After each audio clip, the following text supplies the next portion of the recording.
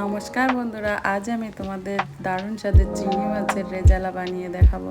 এখানে আমি একটা মিক্সিং জার নিয়ে নিয়েছি। দেব পেঁয়াজ কুচি, রসুন, আদা, কাজু বাদাম, চারমগজ, কাঁচা লঙ্কা, পোস্ত, এগুলো দিয়ে আমি একটা পেস্ট বানিয়ে নেব।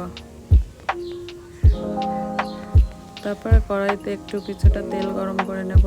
চিংড়ি মাছের লবণ হলুদ মাখিয়ে রেখে দিয়েছিলাম, ওটা হালকা করে ভেজে নেব। এপিট করে সামান্য ভাজবো, বেশিক্ষণ না। ভেজে তুলে রাখবো। মাছগুলো তুলে রেখে ওই তেলে গোটা গরম মশলা ফোড়নে দেব। এখানে একটা আমার চিংড়ি মাছ তুলতে ভুলে গেছি, তো ওটা থেকে গেছে কড়াইতে।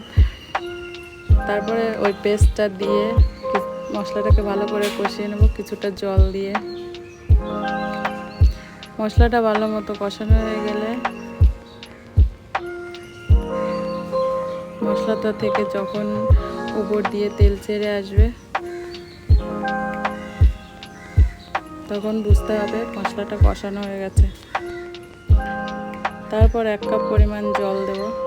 জলটা ফুটে আসলে তারপর মাছগুলো দিয়ে দেব।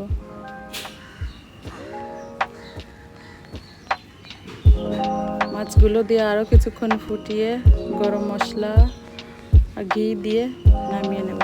তাহলেই রেডি আমাদের চিংড়ি মাছের রেজালা। রেসিপিটি যদি ভালো লাগে তোমাদের বন্ধুদের সঙ্গে শেয়ার করো। দেখা হচ্ছে নেক্সট